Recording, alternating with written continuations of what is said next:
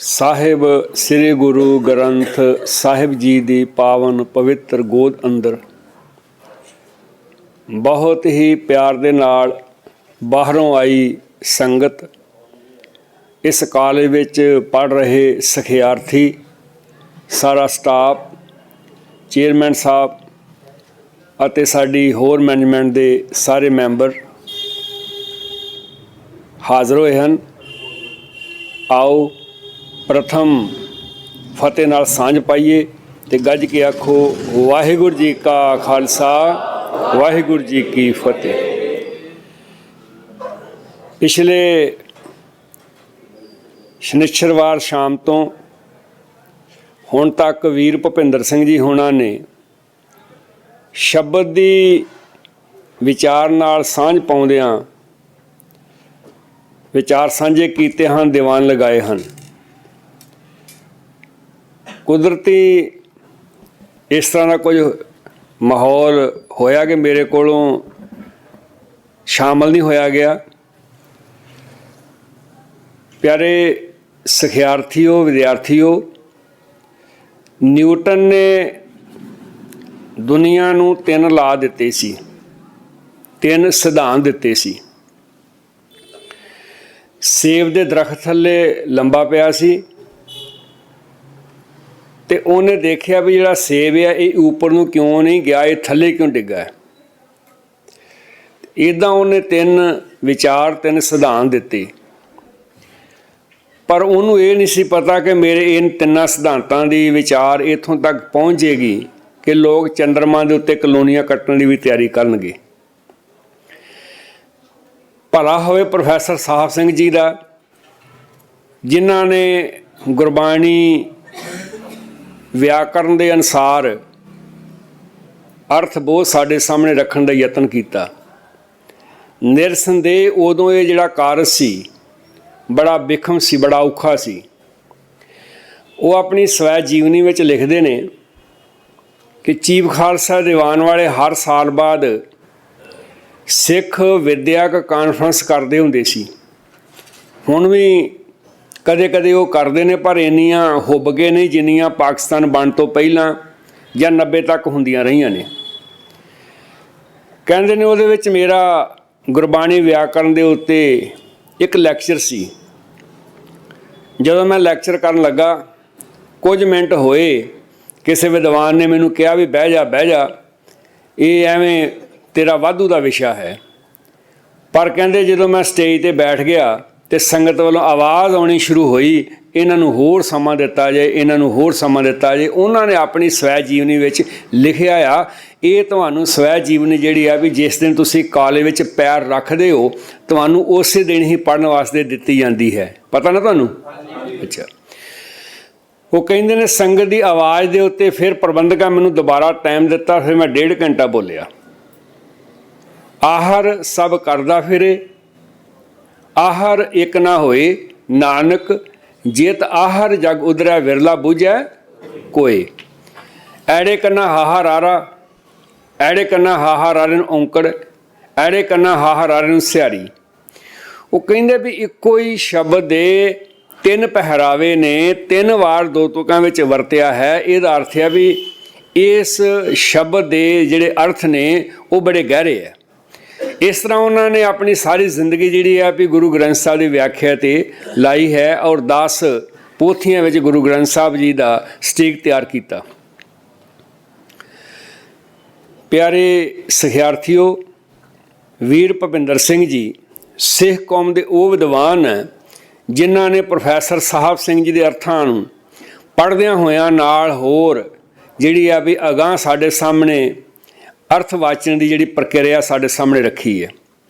बड़ी डूंघाई में जाके शब्द की जिहड़ी विचार है वो संगत के सामने रखते हैं और टीवी माध्यम के राही भी होर यूट्यूब राही भी देश विदेश दीयां संगतां ने गुरबाणी के इन्हां अर्थां तो बड़ा आनंद माणिया है, क्योंकि गुरबाणी विच कोई भी गैर कुदरती गल नहीं है। ਸਾਰੀਆਂ ਸਿਧਾਂਤਕ ਗੱਲਾਂ ਨੇ। ਸਾਡੀ ਸਮਝ ਛੋਟੀ ਹੈ ਕਿ ਸਾਨੂੰ ਉਹ ਗੈਰ ਕੁਦਰਤੀ ਲੱਗਦੀ ਆ, ਪਰ ਜੇ ਗੁਰਬਾਣੀ ਦੀ ਡੂੰਘਾਈ ਵਿੱਚ ਜਾ ਕੇ ਅਸੀਂ ਦੇਖਾਂਗੇ ਤੇ ਕੋਈ ਵੀ ਗੁਰਬਾਣੀ ਵਿੱਚ ਗੈਰ ਕੁਦਰਤੀ ਜਾਂ ਵਿਰੋਧਾਤਮਕ ਜਿਹੜੇ ਭਾਵ ਨੇ ਉਹ ਗੁਰਬਾਣੀ ਵਿੱਚ ਨਹੀਂ ਹੈਗੇ। ਗੱਲ ਸਮਝਣ ਦੀ ਹੈ, ਕਿਉਂਕਿ ਗੁਰਬਾਣੀ ਵਿੱਚ ਜਿੱਥੇ ਇਹ ਆਉਂਦਾ ਸਤਰਾਂ ਕਾ ਮਤਹੀਣ, ਸਤਰਾਂ ਕਾ, ਉੱਥੇ ਇਹ ਵੀ ਆਉਂਦਾ ਗੁਰਮੁਖ ਬੁੱਢੇ।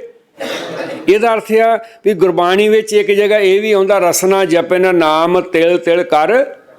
ਇੱਕ ਇਹ ਵੀ ਸਿਧਾਂਤ ਹੁੰਦਾ ਇੱਕ ਦੂੰ ਜੀਬੋਂ ਲੱਖ ਹੋਏ ਲੱਖ। ਇਹਦਾ ਅਰਥ ਆ ਵੀ ਜਿੰਨਾ ਚਿਰ ਤੁਹਾਨੂੰ ਸਿੱਖ ਗੁਰੂ ਨਾਨਕ ਪਾਤਸ਼ਾਹ ਦੇ ਸਿਧਾਂਤ ਬਾਰੇ ਮੁਕੰਮਲ ਜਾਣਕਾਰੀ ਨਹੀਂ, ਉਹਨਾਂ ਚਿਰ ਸਾਨੂੰ ਇੱਦਾਂ ਲੱਗਦਾ ਵੀ ਸ਼ਾਇਦ ਇਹ ਵਿਰੋਧੀ ਭਾਵ ਆਏ ਹੋਣ। ਖੈਰ, ਮੈਂ ਜ਼ਿਆਦਾ ਸਮਾਂ ਨਾ ਲਾਵਾਂ। ਵੀਰ ਭੁਪਿੰਦਰ ਸਿੰਘ ਜੀ ਇੱਕ ਉਹ ਵਿਦਵਾਨ ਨੇ ਜਿਹੜੇ ਸਿਧਾਂਤਕ ਤੌਰ 'ਤੇ ਇਹਨਾਂ ਦਾ ਜਿਹੜਾ ਕਿੱਤਾ ਆ ਉਹ ਇੰਜੀਨੀਅਰਿੰਗ ਦੇ ਨਾਲ ਸੰਬੰਧ ਰੱਖਦਾ। ਉਹ ਆਪਣੀ ਲਾਈਨ ਛੱਡ ਕੇ ਗੁਰਬਾਣੀ ਵਾਲੇ ਪਾਸੇ, ਖੋਜ ਵਾਲੇ ਪਾਸੇ ਜਿਹੜੀ ਇਹਨਾਂ ਨੇ ਆਪਣੀ ਜ਼ਿੰਦਗੀ ਆ, ਆਪਣਾ ਜੀਵਨ ਆ, ਉਹ ਇਸ ਪਾਸੇ ਲਾਇਆ ਹੈ। ਤੁਸੀਂ ਸ਼ਨੀਚਰਵਾਰ ਸ਼ਾਮ ਦਾ ਦੀਵਾਨ ਵੀ ਸੁਣਿਆ ਹੋਏਗਾ। ਹੁਣੇ ਅਸੀਂ ਵਿਚਾਰਾਂ ਕਰ ਰਹੇ ਸੀ, ਬਹੁਤ ਸੋਹਣੇ ਅਰਥ ਜਿਹੜੇ ਆ ਵੀ ਉਹ ਸਾਡੇ ਸਾਹਮਣੇ ਆਏ ਨੇ। ਕਿਉਂਕਿ ਨਹੀਂ ਤਾਂ ਇਹੀ ਸਮਝਦਾ ਵੀ ਜੇ ਰੱਬ ਕਿਰਪਾ ਕਰੇ ਤੇ ਜਿਹੜੇ ਸ਼ੇਰ ਆ ਉਹ ਘਾਹ ਖਾਣ ਲੱਗ ਪੈਂਦੇ ਆ, ਵੀ ਜਿਹੜੇ ਦੂਜੇ ਪਸ਼ੂ ਆ ਉਹ ਮਾਸ ਖਾਣ ਲੱਗ ਪੈਂਦੇ ਆ। ਸਾਨੂੰ ਇੱਦਾਂ ਹੀ ਲੱਗਦਾ ਸੀ, ਪਰ ਬੜੀ ਗਹਿਰਾਈ ਦੇ ਨਾਲ ਭਾਵ ਅਰਥ ਜਿਹੜੇ ਵੀ ਸਾਡੇ ਸਾਹਮਣੇ ਰੱਖੇ ਆ, ਸਿਧਾਂਤਕ ਸਾਡੇ ਸਾਹਮਣੇ ਵਿਚਾਰ ਰੱਖੇ ਆ, ਤੇ ਹੁਣ ਵੀ ਉਹ ਤੁਹਾਡੇ ਨਾਲ ਵਿਚਾਰਾਂ ਦੀ ਸਾਂਝ ਪਾਉਣਗੇ। ਤੁਹਾਡਾ ਕੋਈ ਸਵਾਲ ਹੋਵੇ, ਜਿਵੇਂ ਤੁਹਾਨੂੰ ਮੈਂ ਪ੍ਰੇਅਰ ਵਿੱਚ ਵੀ ਕਿਹਾ ਆ, ਉਹ ਜਿਹੜਾ ਵਿਸ਼ਾ ਬੋਲ ਰਹੇ ਨੇ ਵਿਸ਼ੇ ਦੇ ਸੰਬੰਧ ਵਿੱਚ ਜ਼ਰੂਰ ਜਿਹੜੇ ਸਵਾਲ ਆ ਉਹ ਤੁਹਾਨੂੰ ਕਰਨ ਦਾ ਹੱਕ ਆ। ਤੁਸੀਂ ਸਵਾਲ ਜਿਹੜੇ ਆ ਵੀ ਉਹਨਾਂ ਦੀ ਵਿਦਵਤਾ ਵਿੱਚੋਂ ਜਿਹੜਾ ਲਾਭ ਆ ਉਹ ਪ੍ਰਾਪਤ ਕਰੋ। ਇਹਨਾਂ ਸ਼ਬਦਾਂ ਦੇ ਨਾਲ ਮੈਂ ਤੁਹਾਡੇ ਵੱਲੋਂ, ਟਰਸਟ ਵੱਲੋਂ, ਸਾਰੇ ਸਟਾਫ ਵੱਲੋਂ ਵੀਰ ਭੁਪਿੰਦਰ ਸਿੰਘ ਜੀ ਅਤੇ ਉਹਨਾਂ ਦੀ ਸਾਰੀ ਟੀਮ ਨੂੰ ਜਿੱਥੇ ਜਿਉਂ ਆਖਦਾ ਹਾਂ, ਉੱਥੇ ਧੰਨਵਾਦ ਵੀ ਕਰਦਾ ਹਾਂ ਕਿ ਗਾਹੇ ਬਗਾਹੇ ਜਦੋਂ ਵੀ ਕਿਤੇ ਲੁਧਿਆਣੇ ਸ਼ਹਿਰ ਵੱਲ ਨੂੰ ਪ੍ਰੋਗਰਾਮ ਬਣਦਾ ਆ ਤੇ ਸਾਡੇ ਕਾਲਜ ਨੂੰ ਜ਼ਰੂਰ ਸਮਾਂ ਦਿੰਦੇ ਨੇ। ਔਰ ਇਹਨਾਂ ਦੀ ਟੀਮ ਜਿਹੜੀ ਹੈ ਸਾਰੀ ਉਹ ਕਾਲਜ ਦੇ ਨਾਲ ਬੜਾ ਪਿਆਰ ਕਰਦੀ ਆ, ਤੇ ਗਾਹੇ ਬਗਾਹੇ ਅਸੀਂ ਵੀ ਇਹਨਾਂ ਦੇ ਕੋਲੇ ਜਾਂਦੇ ਹਾਂ, ਬੜਾ ਮਾਣ ਦਿੰਦੇ ਨੇ। ਲਓ ਉਹਨਾਂ ਦੇ ਕੋਲੋਂ ਅਗਲੇਰੀਆਂ ਵਿਚਾਰਾਂ, ਸ਼ਬਦ ਦੀਆਂ ਵਿਚਾਰਾਂ ਜਿਹੜੀਆਂ ਨੇ ਉਹ ਸ਼ਰਵਣ ਕਰੋ। ਵਾਹਿਗੁਰੂ ਜੀ ਕਾ ਖਾਲਸਾ, ਵਾਹਿਗੁਰੂ ਜੀ ਕੀ ਫਤਿਹ। ਕਾਲਜ ਦਾ ਜਿਹੜਾ ਕੀਮਤੀ ਉਪਰਾਲਾ ਹੈ, ਇਹਦੇ 'ਚ ਸਾਨੂੰ ਆਪ ਜੀ ਦੇ ਨਾਲ ਰੂਬਰੂ ਹੋਣ ਵਾਸਤੇ ਜੋ ਮੌਕਾ ਦਿੱਤਾ ਜਾਂਦਾ ਹੈ, ਉਹਦਾ ਮੈਂ ਧੰਨਵਾਦੀ ਹਾਂ। ਹਾਲਾਂਕਿ ਨਾ ਅਸੀਂ ਕੋਈ PhD ਪ੍ਰੋਫੈਸਰ ਹਾਂ, ਨਾ ਅਸੀਂ ਕੋਈ ਬੜੇ ਵੱਡੇ ਉੱਚੇ ਲਿਖਾਰੀ ਜਾਂ ਪ੍ਰਚਾਰਕ ਹਾਂ। ਅਸੀਂ ਸਿੰਪਲੀ ਜਿਸ ਤਰ੍ਹਾਂ ਤੁਹਾਡੇ ਘਰਾਂ ਵਿੱਚ ਤੁਹਾਡੇ ਭੈਣ ਭਰਾ ਪਿਤਾ ਕੰਮ ਕਰਦੇ ਨੇ, ਕਿਰਤ ਕਾਰਜ ਕਰਦੇ ਨੇ, ਪਰਿਵਾਰਕ ਮਸਲਿਆਂ ਵਿੱਚ ਮਸਰੂਫ ਰਹਿੰਦੇ ਨੇ, ਉਸ ਤਰ੍ਹਾਂ ਮੈਂ ਇੱਕ ਸਿੰਪਲ ਜਿਹਾ ਗ੍ਰਸਤੀ ਹਾਂ। ਸੋ ਮੈਂ ਪਹਿਲਾਂ ਸਾਂਝ ਕਰਨਾ ਚਾਹੁੰਦਾ, ਮੈਂ ਸਰਟੀਫਾਈਡ ਮਿਸ਼ਨਰੀ ਨਹੀਂ ਹਾਂ, ਮੈਂ ਕੋਈ ਸਰਟੀਫਾਈਡ ਪ੍ਰਚਾਰਕ ਨਹੀਂ ਹਾਂ। ਸਿੰਪਲੀ ਮੈਨੂੰ ਜੋ ਸਮਝ ਆਇਆ ਉਹ ਮੈਂ ਸਾਂਝ ਕਰਨ ਦਾ ਯਤਨ ਕਰਦਾ। ਪਰ ਮੈਨੂੰ ਇੱਥੇ ਤੱਕ ਜਿਸ ਤਰ੍ਹਾਂ ਮਾਨਯੋਗ ਗਿਆਨੀ ਗੁਰਬਚਨ ਸਿੰਘ ਜੀ ਬਿਆਨ ਕਰ ਰਹੇ ਸਨ, ਇੱਥੇ ਤੱਕ ਪਹੁੰਚਣ ਵਾਸਤੇ ਚਾਂਸ ਦਿੱਤਾ ਗਿਆ। ਪਤਾ ਨਹੀਂ ਕਿਉਂ ਦਿੱਤਾ ਗਿਆ, ਮੈਨੂੰ ਕੁਆਲੀਫਾਈ ਕਿਵੇਂ ਕਰ ਲਿਆ। ਡੇ ਬਾਈ ਡੇ ਮੇਰੇ ਅਵਗੁਣ ਮੈਨੂੰ ਸਮਝ ਆ ਰਹੇ ਨੇ, ਜਿਹਦੇ ਕਾਰਨ ਮੈਂ ਸੋਚਦਾ ਮੈਂ ਕੁਆਲੀਫਾਈ ਕਿਵੇਂ ਕਰ ਗਿਆ। ਸਭ ਅਵਗੁਣ ਮੈਂ ਗੁਣ ਨਹੀਂ ਕੋਈ, ਕਿਉਂ ਕਰ ਕੰਤ ਮਿਲਾਵਾ ਹੋਈ। ਤਾਂ ਮੈਂ ਤੇ ਆਪਣੇ ਅਵਗੁਣਾਂ ਵੱਲ ਝਾਤੀ ਮਾਰਨ ਦੀ ਕੋਸ਼ਿਸ਼ ਕਰ ਰਿਹਾ। ਸੋ ਤੁਹਾਨੂੰ ਸਾਡੇ ਨੁਕਸ ਵੀ ਬਹੁਤ ਮਿਲਣਗੇ। ਜਿਤਨੀਆਂ ਟੇਪਾਂ ਸੁਣੋਗੇ, ਕਿਤਾਬਾਂ ਪੜ੍ਹੋਗੇ, ਉਹਨਾਂ ਵਿਚਕਾਰੋਂ ਤੁਹਾਨੂੰ ਬਹੁਤ ਸਾਰੀਆਂ ਗਲਤੀਆਂ ਵੀ ਮਿਲਣਗੀਆਂ, ਕਿਉਂਕਿ ਸਾਡੇ ਅਰਥ ਅਲਟੀਮੇਟ ਨਹੀਂ ਹਨ, ਫਾਈਨਲ ਸੱਚ ਨਹੀਂ ਹੈ। ਸਾਨੂੰ ਇਹ ਭੁਲੇਖਾ ਵੀ ਨਹੀਂ ਹੈ ਕਿ ਅਸੀਂ ਅਰਥ ਬਦਲ ਦਿਆਂਗੇ। ਰਾਦਰ ਮਾਨਯੋਗ ਪ੍ਰੋਫੈਸਰ ਸਾਹਿਬ ਸਿੰਘ ਜੀ ਦਾ ਮੈਂ ਰਿਣੀ ਹਾਂ, ਜਿਨ੍ਹਾਂ ਨੇ ਗ੍ਰਾਮਰ ਔਰ ਦਰਪਣ ਦੇ ਰਾਹੀਂ ਸਾਨੂੰ ਪਿਛਲੀ ਸਦੀ ਤੋਂ ਅਗਲੀ ਸਦੀ ਤੱਕ ਪੁਲਾਂਘ ਦੇਣ ਵਾਸਤੇ ਸਾਨੂੰ ਤੀਖਣ ਬੁੱਧੀ ਦੇਣ ਦਾ ਯਤਨ ਕੀਤਾ, ਵਿਵੇਕ ਬੁੱਧੀ ਦੇਣ ਦਾ ਯਤਨ ਕੀਤਾ। ਪਰ ਮਾਨਯੋਗ ਸਿੱਦਕੀ ਸਾਹਿਬ ਜਦੋਂ ਅਮਰੀਕਾ ਸਾਡੇ ਘਰ ਆਏ 1900 80 ਦੇ ਨੇੜੇ ਤੇੜੇ, ਤਾਂ ਉਹਨਾਂ ਨੇ ਕਾਲਜ ਦਾ ਸੁਪਨਾ ਸਾਡੇ ਘਰ ਬਿਆਨ ਕੀਤਾ ਸੀ। ਤੇ ਜਦੋਂ ਤੋਂ ਅਸੀਂ ਲਿਵਿੰਗ ਟ੍ਰੈਜਰ ਖੋਲ੍ਹਿਆ 1996 ਵਿੱਚ, ਲਿਵਿੰਗ ਟ੍ਰੈਜਰ ਨੂੰ ਕਹਿੰਦੇ ਨੇ ਜੀਵਨ ਜਾਚ ਦਾ ਖਜ਼ਾਨਾ। ਇਹ ਸਿਰਫ ਇੱਕ ਪ੍ਰੋਗਰਾਮ ਦਾ ਨਾਂ ਹੈ, ਇਹ ਕੋਈ ਸੰਸਥਾ ਨਹੀਂ ਹੈ, ਕੋਈ ਕਲਟ ਨਹੀਂ ਹੈ, ਕੋਈ ਡੇਰਾ ਨਹੀਂ ਹੈ, ਇਹਦਾ ਕੋਈ ਚੌਧਰੀ ਨਹੀਂ ਹੈ, ਇਹਦੇ ਕੋਈ ਬਾਬਾ ਜੀ ਨਹੀਂ ਨੇ, ਇਹਦੇ ਕੋਈ ਸੰਤ ਜੀ ਨਹੀਂ ਨੇ, ਇਹਦੇ ਕੋਈ ਟਰਸਟੀਜ਼ ਨਹੀਂ ਨੇ, ਕੁਛ ਵੀ ਨਹੀਂ ਹੈ। ਇਹ ਸਿੰਪਲ ਇੱਕ ਪ੍ਰੋਗਰਾਮ ਦਾ ਨਾਂ ਹੈ ਕਿ ਅਸੀਂ ਬੈਠ ਕੇ ਵਿਚਾਰਾਂ ਕਰੀਏ ਕਿ ਗੁਰੂ ਗ੍ਰੰਥ ਸਾਹਿਬ ਤੋਂ ਰੱਬੀ ਗੁਣਾਂ ਦਾ ਖਜ਼ਾਨਾ ਅਸੀਂ ਜੀਵੀਏ ਕਿਸ ਤਰ੍ਹਾਂ। ਇਸ ਕਰਕੇ ਦਾ ਨਾ ਜੀਵਨ ਜਾਚ ਦਾ ਖਜ਼ਾਨਾ, ਇੰਗਲਿਸ਼ ਵਿੱਚ ਲਿਵਿੰਗ ਟ੍ਰੈਜਰ, ਔਰ ਵੈਬਸਾਈਟ ਦਾ ਨਾਮ ਵੀ ਰੱਖਿਆ thelivingtreasure.org। ਕੋਸ਼ਿਸ਼ ਕਰਦੇ ਹਾਂ, ਸਿੱਦਕੀ ਸਾਹਿਬ ਨੇ ਮੈਨੂੰ ਇਹ ਕਿਹਾ ਕਿ ਜਦੋਂ ਤੋਂ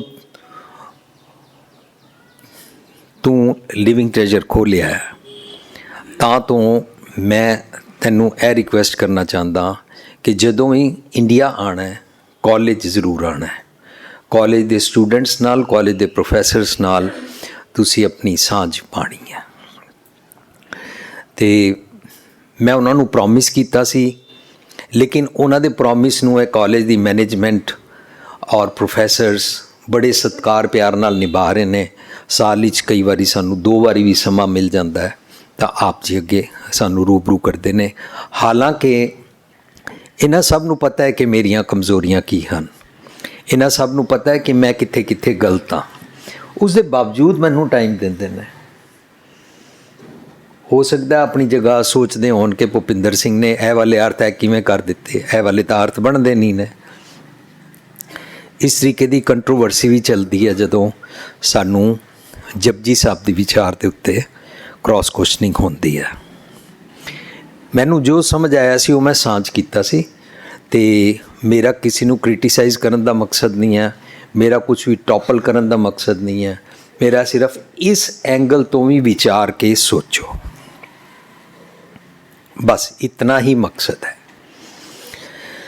ਸੋ ਅੱਜ ਅਸੀਂ 2 ਟੌਪਿਕ ਰੱਖਾਂਗੇ। ਪਹਿਲਾ ਟੌਪਿਕ ਹੈ ਕਿ ਜਦੋਂ ਤੁਸੀਂ ਸੰਗਤਾਂ ਨਾਲ ਵਿਚਰੋਗੇ ਤਾਂ ਤੁਹਾਨੂੰ ਇੱਕ ਸਵਾਲ ਬਾਰ-ਬਾਰ ਆਏਗਾ ਜੋ ਸੰਗਤਾਂ ਸਾਨੂੰ ਕਰਦੀਆਂ। ਵੀਰ ਜੀ, ਇੱਕ ਪ੍ਰਚਾਰਕ ਆਂਦਾ ਹੈ, ਉਹ ਕੁਝ ਹੋਰ ਬੋਲ ਜਾਂਦਾ, ਦੂਜਾ ਪ੍ਰਚਾਰਕ ਆਂਦਾ ਕੁਝ ਹੋਰ ਬੋਲ ਜਾਂਦਾ, ਤੀਜਾ ਪ੍ਰਚਾਰਕ ਕੁਝ ਹੋਰ ਬੋਲ ਜਾਂਦਾ। ਉਹਨਾਂ ਦੇ ਅਰਥ ਉਹਨਾਂ ਨਾਲ ਨਹੀਂ ਮਿਲਦੇ, ਉਹਨਾਂ ਦੇ ਉਹਨਾਂ ਨਾਲ ਨਹੀਂ ਮਿਲਦੇ। ਤੇ ਜੇ ਅਸੀਂ ਸਟੀਕ ਪੜ੍ਹਦੇ ਹਾਂ ਤੇ ਸਟੀਕ ਵਾਲਿਆਂ ਦੇ ਅਰਥ ਇੱਕ ਦੂਜੇ ਦੇ ਨਾਲ ਨਹੀਂ ਮਿਲਦੇ। ਅਸੀਂ ਕਿਹਦੀ ਸੁਣੀਏ? ਇਹ ਬੜਾ ਭਾਰੀ ਮਸਲਾ ਹੈ। ਇਸ ਤੋਂ ਇਲਾਵਾ ਕਈ ਆਪਣੇ ਅਰਥ ਪਿੱਛੋਂ ਗਲਤ ਕਰਦੇ ਆ ਰਹੇ ਸਨ, ਉਹਦੇ ਕਾਰਨ ਉਹਨਾਂ ਦਾ ਸਾਰਾ ਕਨਸੈਪਟ ਗਲਤ ਬਿਆਨ ਹੁੰਦਾ ਸੀ। ਉਹ ਪਿੱਛੋਂ ਅਰਥ ਕਰਦੇ ਆ ਰਹੇ ਸੀ ਪੂਰਬਲੇ ਕਰਮ ਦਾ ਮਤਲਬ ਪਿਛਲੇ ਜਨਮ ਦੇ ਕਰਮ, ਕਿ ਅਸੀਂ ਬਾਇਓਲੋਜੀਕਲੀ ਇਨਸਾਨ ਹਾਂ, ਇਸ ਤੋਂ ਪਹਿਲਾਂ ਅਸੀਂ ਸਰੀਰਕ ਤੌਰ 'ਤੇ ਕੁੱਤਾ ਬਿੱਲੀ ਸੀ, ਮਰਨ ਤੋਂ ਬਾਅਦ ਅਸੀਂ ਸਭ ਠੂੰਆਂ ਗਾਂ ਬਣ ਜਾਵਾਂਗੇ। ਇਸ ਤਰੀਕੇ ਦੇ ਉਹ ਅਰਥ ਕਰਦੇ ਸਨ। ਅੱਜ ਉਹਨਾਂ ਨੂੰ ਕਨਸੈਪਟ ਚੇਂਜ ਕਰਨਾ ਪੈ ਰਿਹਾ। So there are many kinds of theories जो लोग बयान करते हैं। ये डिपेंड करता है किस स्कूल ऑफ थॉट दे विचों लंघ रहे ने, कित्थों की सीख के आए ने। सो एक कंट्रोवर्सी चल रही है। 1982 विच बैंकॉक मनु संगतां ने पुछया सी। सो 82 मतलब 18 दूना 36 साल पहला संगतां ने पुछया सी कि इत्थे बैंकॉक दे गुरुद्वारे हर 3 महीने वास्ते कथाकार आंदा है और हर 3 महीने वास्ते रागी सिंह जी आते हैं। इसे स्टेज ते बैठ के रागी सिंह जी की कथाकार जी दे नाल ख्याल नहीं मिलते हैं। कथाकार जी जिहड़ी व्याख्या करते हैं उहदे अगेंस्ट रागी जी अपने शब्द दे विचकार कोई व्याख्या कर जाते हैं। फिर हर 3 महीने बाद क्योंकि वो बुलारे बदल जाते हैं तो नवा जिहड़ा बुलारा आंदा है पिछले बुलारे दे नाल कंट्राडिक्ट कर जाता है। असी संगतां कन्फ्यूज हो जांदियां, असी की करिए। सो सब दे अर्थ अलग अलग किदी मन्नीए।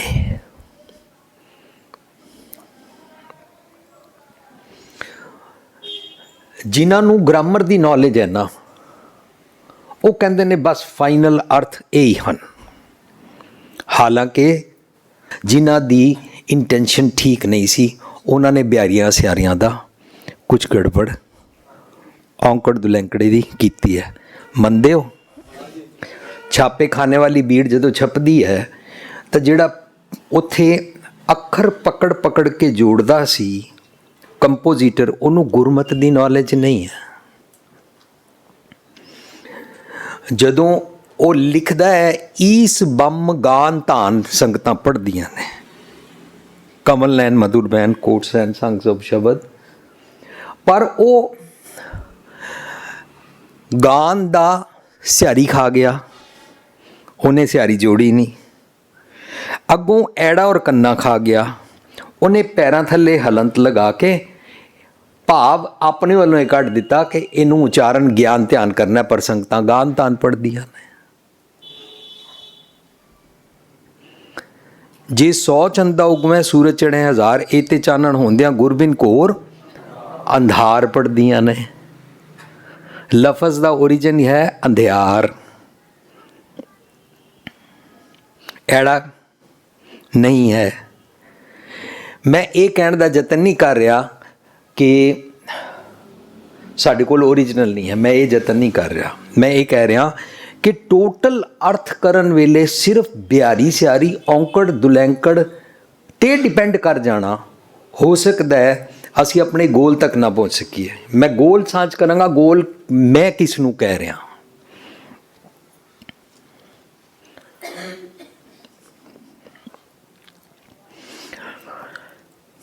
ਸਭ ਤੋਂ ਪਹਿਲਾਂ ਅਸੀਂ ਬਚਪਨ ਵਿੱਚ ਤੋਤਲੀ ਜ਼ਬਾਨ ਵਿੱਚ ਤੋਤਾ ਰਟਨੀ ਕਰਦੇ ਹਾਂ। ਉਹ ਵੀ ਇੱਕ ਬੜਾ ਜ਼ਰੂਰੀ ਅੰਗ ਹੈ ਬਚਪਨ ਦਾ। ਸਾਡੇ ਕੋਲ ਉਹ ਵੀ ਗੁਣ ਹੈ, ਬੱਚੇ ਅੰਦਰ ਉਹ ਗੁਣ ਤੋਤਾ ਰਟਨੀ ਵਾਂਗੂ। ਬੱਚੇ ਛੇਤੀ ਨਾਲ ਸੁਣਾਓ ਇੱਕ ਓਂਕਾਰ ਸਤਨਾਮ ਸੁਣਾ ਦਿੰਦਾ, ਤੇਰਾ ਕੀਤਾ ਜਾ ਤੋਂ ਨਹੀਂ, ਉਹ ਇੱਕਦਮ ਸੁਣਾ ਦਿੰਦਾ। ਇਹ ਉਹਦਾ ਤੋਤਾ ਐਕਟੀਵੇਟ ਹੈ। ਸਾਡੇ ਸਭ ਦਾ ਤੋਤਾ ਐਕਟੀਵੇਟ ਹੈ, ਲੇਕਿਨ ਅਸੀਂ ਉਸ ਤੋਂ ਉੱਪਰ ਐਲੀਵੇਟ ਹੋਣਾ ਹੈ। ਅਸੀਂ ਤੋਤੇ ਤੱਕ ਖੜੇ ਰਹੀਏ ਤਾਂ ਤੋਤਾ ਰਟਨੀ ਕਰਾਂਗੇ। ਖੈਰ, ਅਸੀਂ ਨਾ ਉਹਦਾ ਤੋਤਲੀ ਜ਼ਬਾਨ ਦੇ ਅੰਦਰ ਕਰਦੇ ਕਰਦੇ ਫਿਰ ਉਸ ਨੂੰ ਯਾਦ ਕਰ ਲੈਂਦੇ ਹਾਂ। ਯਾਦ ਕਰਕੇ ਜਦੋਂ ਅਸੀਂ ਉਸ ਦਾ ਵੱਡੇ ਹੋ ਕੇ ਉਚਾਰਨ ਕਰਦੇ ਹਾਂ ਤਾਂ ਸਾਨੂੰ ਕੋਈ ਸ਼ੁੱਧ ਕਰਾਂਦਾ, ਇਹਦਾ ਸ਼ੁੱਧ ਉਚਾਰਨ ਇਹ ਵੇ।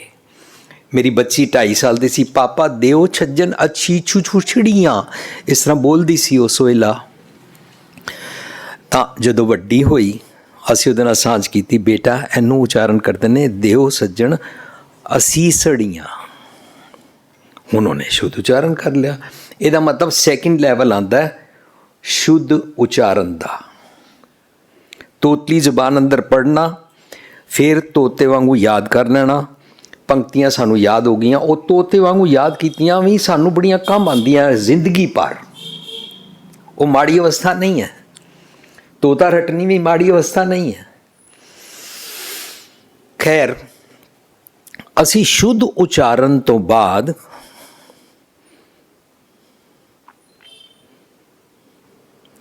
ਵਾਕ ਲੈਣ ਵੇਲੇ ਇਸ ਢੰਗ ਦੇ ਨਾਲ ਟਿਊਨਡ ਹੋ ਜਾਂਦੇ ਹਾਂ ਕਿ ਵਾਕ ਲੈਂਦਿਆਂ ਲੈਂਦਿਆਂ ਸਾਡੀ ਇੱਕ ਸੁਰ ਤਾਲ ਬਣ ਜਾਂਦੀ ਹੈ, ਔਰ ਵਿਸ਼ਰਾਮ ਕਿੱਥੇ ਦੇਣਾ ਆਪ ਮੁਹਾਰੇ ਬਣ ਜਾਂਦਾ। ਓਬਵੀਅਸਲੀ ਆਟੋਮੈਟਿਕਲੀ ਵਾਕ ਲੈਣ ਵੇਲੇ ਬਣ ਜਾਂਦਾ। ਜਿਵੇਂ ਜਾਂ ਤਿਸ ਭਾਵਾਂ ਤਦ ਹੀ ਗਾਵਾਂ, ਇਸ ਤਰ੍ਹਾਂ ਕਰਦੇ ਆ ਨਾ। ਇੰਜ ਕਰਦੇ ਆ, ਜਾਂ ਤਿਸ ਭਾਵਾਂ ਤਦ, ਇੰਜ ਨਹੀਂ ਕਰਦੇ ਆ ਨਾ। ਹਾਲਾਂਕਿ ਬਾਣੀ ਦੀ ਸਮਝ ਨਹੀਂ, ਉਹਨੂੰ ਨੇ ਵਿਚਾਰਿਆ ਨਹੀਂ, ਵਾਕ ਲੈਣਾ ਆ ਗਿਆ, ਪਾਠ ਕਰਨਾ ਆ ਗਿਆ, ਵਿਸ਼ਰਾਮ ਦੇਣਾ ਵੀ ਥੋੜਾ ਥੋੜਾ ਆ ਗਿਆ।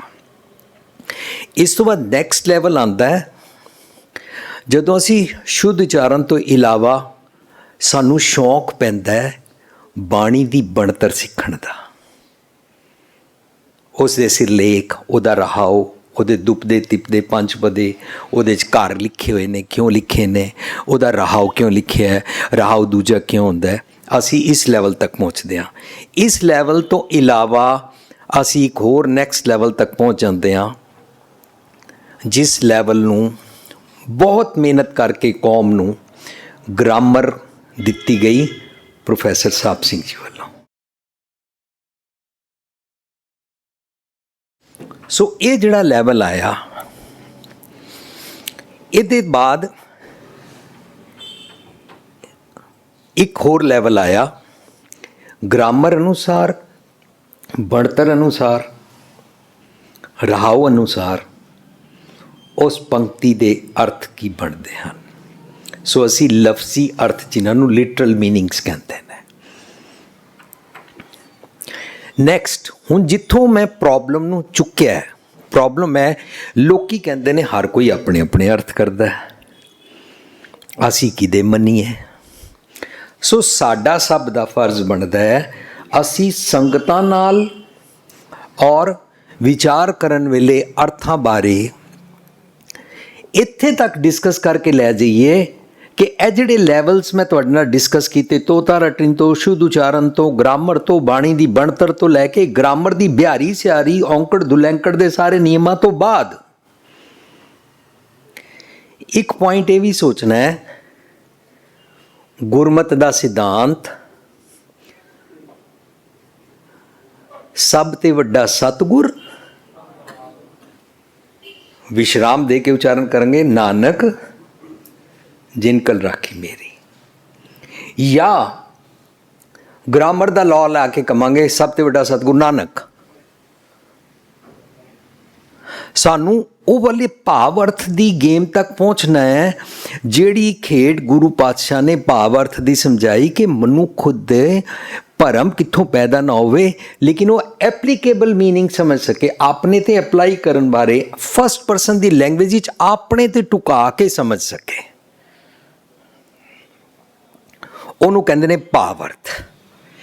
ਜਿੱਥੇ ਭਾਵ ਅਰਥ ਗੁਰਮਤਿ ਦੇ ਪਰਿਪੇਖ ਹੇਠਾਂ, ਯਾਨੀ ਜੀ ਗੁਰਮਤਿ ਦੇ ਪਰਿਪੇਖ ਹੇਠਾਂ, ਗੁਰਮਤਿ ਦੇ ਸਿਧਾਂਤਾਂ ਦੇ ਦਾਇਰੇ ਦੇ ਅੰਦਰ ਹਿਊਮੈਨਿਟੀ ਨੂੰ ਟੌਪ ਤੇ ਰੱਖ ਕੇ ਹਰ ਇਨਸਾਨ ਆਪਣੇ ਜੀਵਨ ਵਿੱਚ ਟੁਕਾ ਕੇ ਉਹਨੂੰ ਜੀ ਸਕੇ, regardless gender, regardless status, regardless ਕਿ ਉਹ ਕਿਹੜੇ ਮਜ਼ਹਬ ਦਾ ਹੈ, ਰਿਗਾਰਡਲੈਸ ਕਿ ਉਹ ਐਥੀਸਟ ਕਮਿਊਨਿਸਟ ਹੈ, ਉਹ ਆਪਣੇ ਤੇ ਟੁਕਾ ਕੇ ਰਿਲੇਟ ਕਰ ਸਕੇ ਕਿ ਇਹ ਮੇਰੇ ਬਾਰੇ ਇੰਝ ਕਿਹਾ ਜਾ ਰਿਹਾ ਹੈ, ਤਾਂ ਉਸ ਵੇਲੇ ਕਿਧਰੇ ਕੋਈ ਗ੍ਰਾਮਰ ਬਿਹਾਰੀ ਸਿਆਰੀ ਨੂੰ ਅਸੀਂ ਇਗਨੋਰ ਕਰਾਂਗੇ, ਕਿਉਂਕਿ ਮੈਨੂੰ ਚਾਂਸ ਮਿਲਿਆ ਤਾਂ ਮੈਂ ਮਾਨਯੋਗ ਮਨੋਹਰ ਸਿੰਘ ਮਾਰਕੋ ਜੀ, ਜਿਨ੍ਹਾਂ ਨੇ ਪੁਸਤਕ ਲਿਖੀ ਸੀ ਚਿੱਠੀਆਂ ਲਿਖ ਸਤਿਗੁਰ ਵੱਲ ਪਾਈਆਂ, ਉਹਨਾਂ ਦੇ ਨਾਲ 12 ਸਾਲ ਕੰਮ ਕਰਨ ਦਾ ਚਾਂਸ ਮਿਲਿਆ ਔਰ ਉਹਨਾਂ ਨੇ 436 ਗੁਰੂ ਗ੍ਰੰਥ ਸਾਹਿਬ ਜੀ ਦੀਆਂ ਹਸਤ ਲਿਖਤ ਬੀੜਾਂ ਤੇ ਕੰਮ ਕੀਤਾ। ਇਹ ਕੰਮ ਨਿਊਯਾਰਕ 12 ਸਾਲ ਉਹਨਾਂ ਦੇ ਨਾਲ ਕੰਮ ਕਰਦਿਆਂ ਮੈਨੂੰ ਬੀੜਾਂ ਉਹਨਾਂ ਚੋਂ ਛਾਂਟ ਕੇ ਵੀ ਕਿੱਥੇ ਕਿੱਥੇ ਕਰਤਾਰਪੁਰੀ ਬੀੜ, ਦਮਦਮੀ ਬੀੜ, ਫਲਾਣੀ ਬੀੜ, ਇਹਨਾਂ ਦੇ ਵਿਚਕਾਰ ਕਿੱਥੇ ਗ੍ਰਾਮਰ ਬਿਹਾਰੀ ਸਿਆਰੀ ਦਾ ਫਰਕ, ਕਿੱਥੇ ਕਿਹੜੇ ਸ਼ਬਦ ਦੇ ਨਾਂ ਹੇਠਾਂ ਐਡ ਕਰ ਦਿੱਤੇ ਗਏ, ਕਿੱਥੇ ਕੀ ਕੁਛ ਹੈ, ਉਹ ਸਾਰਾ ਕੁਛ ਮੈਨੂੰ ਬੜੀ ਨੇੜਿਓਂ ਦੇਖਣ ਦਾ ਚਾਂਸ ਮਿਲਿਆ, ਕਿਉਂਕਿ ਮੈਂ ਇੱਕ ਬਿਲਕੁਲ ਅਰਦਲੀ, ਇੱਕ ਨੌਕਰ, ਇੱਕ ਦਾਸ, ਇੱਕ ਕਲਰਕ ਵਾਂਗੂ ਉਹਨਾਂ ਦੇ ਨਾਲ ਕਾਕਾ ਇਹ ਕਾਗਜ਼ ਇੱਥੇ ਰੱਖ ਦੇ, ਇਸ ਕਾਗਜ਼ ਦੀ ਫੋਟੋ ਖਿੱਚ ਲੈ, ਇਹ ਕਾਗਜ਼ ਨੂੰ ਪਲਾਸਟਿਕ ਅੰਦਰ ਪਾ ਦੇ। ਇਹ ਕਰਦਿਆਂ ਮੈਂ ਬੜੀ ਨੇੜਿਓਂ ਵਾਲਾ ਕੰਮ ਦੇਖਿਆ, ਬਹੁਤ ਨੇੜਿਓਂ ਉਸ ਨੂੰ ਦੇਖਿਆ। 436 ਬੀੜਾਂ ਤੋਂ ਇਲਾਵਾ ਜਦੋਂ ਮਨੋਹਰ ਸਿੰਘ ਮਾਰਕੋ ਜੀ ਚੜ੍ਹਾਈ ਕਰ ਗਏ, ਇਹ ਵਾਲਾ ਸਾਰਾ ਕੰਮ ਉਹਨਾਂ ਦੇ ਬੇਟਾ ਰੁਪਿੰਦਰ ਸਿੰਘ ਜੀ ਛਾਪ ਚੁੱਕੇ ਨੇ। ਉਹਦਾ ਵੋਲਿਊਮ 1 ਵੀ ਨਿਕਲ ਚੁੱਕਾ ਹੋਇਆ ਕਿ ਉਹ ਬੀੜਾਂ ਦਾ ਕਿੱਥੇ ਕੀ ਫਰਕ ਹੈ। ਪੱਥਰ ਤੇ ਲਿਖੀ ਬੀੜ, ਛਾਪੇ ਖਾਨੇ ਵਾਲੀ ਬੀੜ ਅਤੇ ਹਸਤ ਲਿਖਤ ਬੀੜਾਂ। ਉਹਨਾਂ ਤੋਂ ਬਾਅਦ ਅਸੀਂ ਕੁਝ ਹੋਰ ਬੀੜਾਂ ਤੇ ਵੀ ਕੰਮ ਕੀਤਾ। ਇਹ ਜਿਤਨੇ ਮੇਰੇ ਸਾਥੀ ਨੇ ਅਸੀਂ ਉਹਦੇ ਤੇ ਕੰਮ ਕਰਿਆ। ਸ਼ਾਇਦ ਕਰੀਬਨ 475 ਕਿ 476 ਬੀੜਾਂ ਤੱਕ ਅਸੀਂ ਕੰਮ ਕਰ ਚੁੱਕੇ ਹਾਂ। ਬਿਹਾਰੀ ਸਿਆਰੀ ਦਾ ਤਾਂ ਨਿਕਲ ਸਕਦਾ। ਸੋ ਮੈਨੂੰ ਕਿਸੇ ਨੇ ਪੁੱਛਿਆ ਭੁਪਿੰਦਰ ਸਿੰਘ ਫਿਰ ਤੁਸੀਂ ਕੀ ਕਨਸੈਪਟ ਰੱਖਿਆ ਹੋਇਆ ਅਰਥਾਂ ਦਾ। ਮੈਨੂੰ ਬੇਨਤੀ ਕੀਤੀ ਜੀ ਅਸੀਂ ਇਹ ਵਾਲੇ ਸਾਰੇ ਲੈਵਲਸ ਤੇ ਚੈੱਕ ਕਰਨ ਦੀ ਕੋਸ਼ਿਸ਼ ਕਰਦੇ ਹਾਂ, ਪਰ ਅਲਟੀਮੇਟਲੀ ਦਿਮਾਗ ਅੰਦਰ ਗੋਲ ਇਹ ਵਾਲਾ ਰੱਖਦੇ ਹਾਂ, ਭਾਵ ਅਰਥ ਮਨੁੱਖ ਨੂੰ ਸਮਝ ਆਣੇ ਚਾਹੀਦੇ ਨੇ। ਪੰਕਤੀਆਂ ਯਾਦ ਕਰਨ ਦੇ ਨਾਲ, ਗ੍ਰਾਮਰ ਦੇ ਨਾਲ ਸਿਰਫ ਜੁੜੇ ਰਹਿਣ ਦੇ ਨਾਲ, ਔਰ ਆਪਣਾ ਸਿਰਫ ਇੱਕ ਥਿਓਰਟੀਕਲ ਕਨਸੈਪਟ ਰੱਖਣ ਦੇ ਨਾਲ ਗੱਲ ਨਹੀਂ ਬਣੇਗੀ। ਸੰਗਤ ਨੂੰ ਆਪਣੇ ਉੱਤੇ ਟੁਕਾ ਕੇ ਵਾਲੇ ਭਾਵ ਅਰਥ ਸਮਝ ਆਣੇ ਚਾਹੀਦੇ ਨੇ, ਔਰ ਸੰਗਤ ਉਹ ਵਾਲੇ ਅਰਥ ਆਪ ਕਰਿਆ ਕਰੇ। ਠੀਕ ਹੈ, ताकि संगत कंफ्यूज ही ना रहे। 3-3 महीने बाद बुलारा बदलता है या कौन की लिखता है, कौन की कहता है। प्रोफैसर साहब सिंह जी ने जो दर्पण लिखा सी, उन्होंने पता नहीं सी कि इतनी दुनिया पढ़ना शुरू कर देगी, इतने कॉलेजिस विच लग जाएगा, इतनी दुनिया उसनों पढ़ना शुरू कर देगी। उन्होंने तो अपने हलों लिखिया ही सी बेचारियां ने, और उस वेले छपना भी बड़ा मुश्किल सी। मैं तो ये भी हैरान हो रहा, मेरे को पैसे नहीं ने, मेरे अंदर अवगुण बड़े सारे ने, फिर भी साड़ियाँ पता नहीं 40-50-60 पुस्तकां छप किवें गईयां ने। साड़ी दर्पण वॉल्यूम 1 जीवन जाच दा खजाना, वॉल्यूम 1 वॉल्यूम 2 16 शब्दां दे अर्थ, 4 लावां दे अर्थ, दिल नूं दिलां दी राह, और जपजी साहब सचियारा किवें बनीए, और महला नोवा। इस तरीके दे नाल पता नहीं किस तरह सारियां बुक्स छपदियां किवें जा रही ने। मैं हैरान ही हाँ। और प्रोफैसर साहब सिंह जी ने उस वेले इतनी मेहनत की, अज लोगों दे वो काम आ रही है। कॉलेजिस विच ਉਹ ਵਾਈਡਲੀ ਐਕਸੈਪਟ ਕੀਤੀ ਜਾਂਦੀ ਹੈ। ਜਿਹੜੇ ਕਥਾ ਕਰਨ ਵੇਲੇ ਪ੍ਰੋਫੈਸਰ ਸਾਹਿਬ ਸਿੰਘ ਜੀ ਨੂੰ ਕੰਡੈਮ ਕਰਦੇ ਹੁੰਦੇ ਸਨ ਜਾਂ ਕਰਦੇ ਹਨ, ਉਹ ਵੀ ਗੁਰਦੁਆਰਿਆਂ ਦੇ ਵਿਚਕਾਰ ਜਦੋਂ ਪ੍ਰਚਾਰਕ ਠਹਿਰਦੇ ਨੇ, ਉਹਨਾਂ ਨੇ ਆਪਣੇ ਬੈੱਡਰੂਮ ਦੇ ਅੰਦਰ ਪ੍ਰੋਫੈਸਰ ਸਾਹਿਬ ਸਿੰਘ ਜੀ ਦਾ ਦਰਪਣ ਰੱਖਿਆ ਹੁੰਦਾ ਹੈ, ਪੜ੍ਹਦੇ ਉਹਨੂੰ ਹੀ ਨੇ। ਸੋ ਜੇ ਅਸੀਂ ਭਾਵ ਅਰਥ ਨੂੰ ਦਿਮਾਗ ਵਿੱਚ ਪਾ ਲਿਆ ਨਾ, ਕਿ ਮੈਂ ਵਿਚਾਰਾਂ ਸਾਂਝ ਕਰਦਿਆਂ ਭਾਵ ਅਰਥ ਤੱਕ ਪਹੁੰਚਣਾ ਹੈ, ਮੈਂ ਤੁਹਾਨੂੰ ਬੇਨਤੀ ਕਰਦਿਆਂ ਨਮਰਤਾ ਨਾਲ, ਜਦੋਂ ਸਟੇਜ ਤੇ ਬੈਠਾਂਗੇ ਨਾ, ਤਾਂ ਫੋਕਸ ਇਹ ਨਹੀਂ ਰੱਖਾਂਗੇ ਕਿ ਮੈਨੂੰ ਮਹੀਨੇ ਦੇ ਕਿਤਨੇ ਮਿਲਦੇ ਨੇ, ਮੈਨੂੰ ਇੱਥੇ ਵਿਚਾਰ ਕਰਨ ਦੇ ਪੈਸੇ ਕਿਤਨੇ ਮਿਲਣਗੇ। ਫਿਰ ਅਸੀਂ ਉਹ ਪੁਰਾਣੀ ਹਜ਼ਾਰਾਂ ਸਾਲਾਂ ਦੀ ਪੁਜਾਰੀਵਾਦ ਦੀ ਗੇਮ ਵਿੱਚ ਫਸ ਜਾਵਾਂਗੇ। ਸਟੇਜ ਤੇ ਬੈਠਿਆਂ ਓਨੈਸਟਲੀ ਇਹ ਮਿਹਨਤ ਹੋਣੀ ਚਾਹੀਦੀ ਹੈ ਕਿ ਮੈਂ ਸ਼ਬਦ ਨੂੰ ਇਸ ਤਰੀਕੇ ਨਾਲ ਸਾਂਝ ਕਰਾਂ ਕਿ ਸੰਗਤ ਟੁੰਬੀ ਜਾਏ, ਸੰਗਤ ਦਾ ਹਿਰਦਾ ਉਹ ਸਤਿਗੁਰ ਦੇ ਤੀਰ ਨਾਲ ਵਾਕਈ ਇਸ ਤਰੀਕੇ ਦੇ ਨਾਲ, ਉਹ ਕਬੀਰ ਸਤਿਗੁਰ ਸੂਰਮੇ ਬਾਹਿਆ ਬਾਂਝ ਜੋ ਇੱਕ ਲਾਗਤ ਹੀ ਪੋਏ ਗਿਰ ਪਰਿਆ ਪਰਾ ਕਰੇ ਜੇ ਛੇਕ, ਉਹ ਆਪਣੇ ਤੇ ਟੁਕਾ ਕੇ ਸੋਚ ਸਕਣ, ਹੈ ਗੋਲ ਹੈ। ਸੋ ਮੈਂ ਕੁਛ ਪੰਕਤੀਆਂ ਤੁਹਾਡੇ ਨਾਲ ਸਾਂਝ ਕਰ ਰਿਹਾ, ਔਰ ਉਹਨਾਂ ਦੇ ਡਿਟੇਲਡ ਅਰਥ ਨਹੀਂ ਕਰਾਂਗਾ। ਜੇਕਰ ਸ਼ਬਦ ਆਵੇ ਨਿਪ ਕੰਨਿਆ ਕੈ ਕਾਰਨ ਇੱਕ ਪਿਆ ਭੇਖਤਾਰੀ, ਕਾਮ ਆਰਤੀ ਸਵਾਰਥੀ ਵਾਕੀ ਪੈ ਸਵਾਰੀ, ਤਾਂ ਤੁਸੀਂ ਪੁਰਾਣੀ ਕਹਾਣੀ ਸੁਣਾਣੀ ਹੈ ਜਾਂ ਇਸ ਸ਼ਬਦ ਦੇ ਭਾਵ ਅਰਥ ਸੁਣਾਣੇ। ਅਸੀਂ ਜਦੋਂ ਇਸ ਨੂੰ ਵਿਚਾਰਿਆ ਤਾਂ ਉਹ ਪੁਰਾਣੀ ਕਹਾਣੀ ਦੇ ਬਦਲੇ ਇਹ ਭਾਵ ਅਰਥ ਪੋਜ਼ਿਟਿਵ ਸੈਂਸ ਵਿੱਚ ਚੜ੍ਹਦੀ ਕਲਾ ਦੀ ਅਵਸਥਾ 'ਚ ਮੇਰੇ ਤੇ ਟੁਕਰੇ ਸਨ।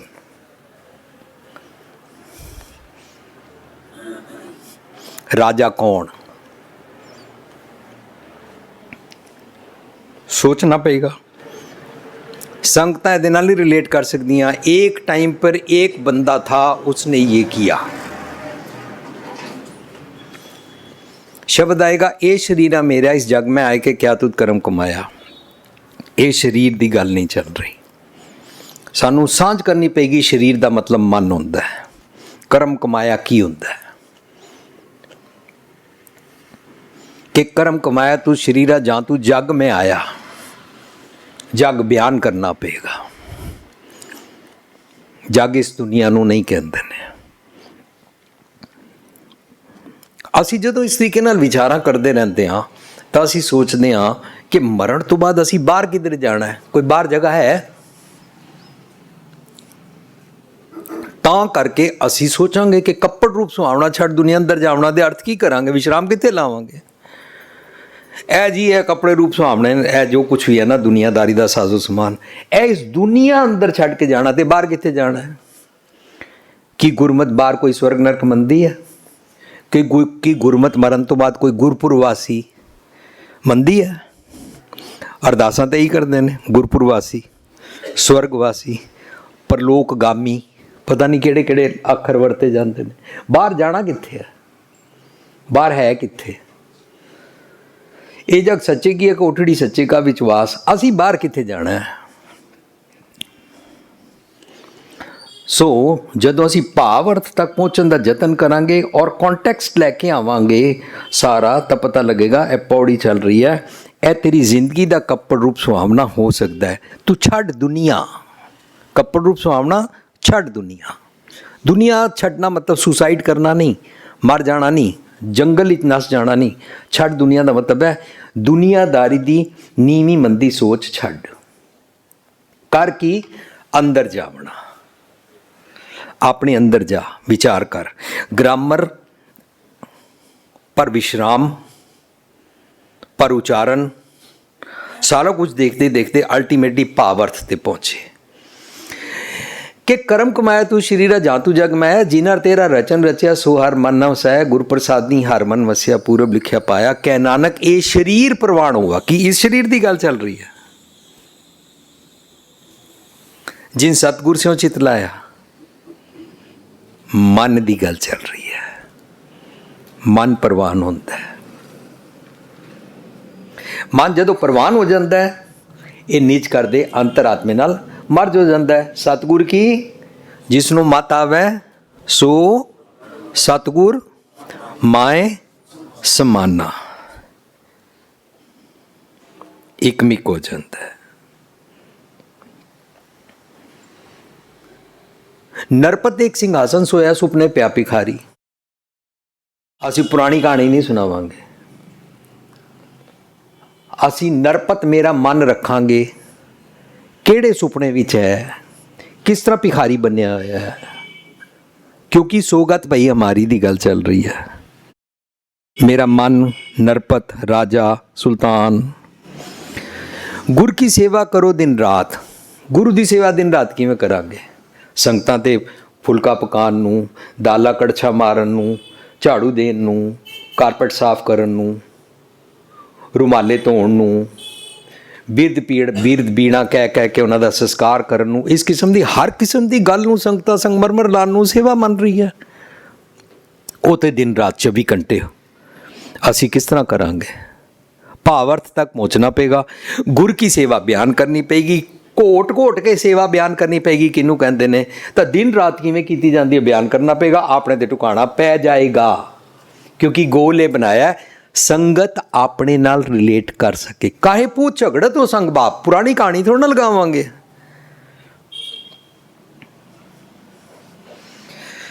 असी शब्दां दे अर्थ बेस्ड ऑन सूरज प्रकाश नहीं करांगे। असी शब्दां दे अर्थ गुरमत दे दायरे च रह के, गुरु ग्रंथ साहिब तो समझ के, गुरु ग्रंथ साहिब दे परिपेख अंदर समझांगे। पिता कहंदे ने संतोख नूं, पुत्र कहंदे ने मेरे मन नूं। जदों मेरा मन संतोख नाल लड़ाई करदा है, इहदे बारे शब्द चल रहा है, काहे पूछ झगड़ा तो संग बाप। तां हुण हर कोई अपने नाल रिलेट कर सकेगा। मैं कंटेंटेड नहीं हाँ, मैं संतोखी नहीं हाँ। वरना फलाने वेले प्यो नाल पुत्र लड़िया सी, ओदी प्रथाएं शब्द है।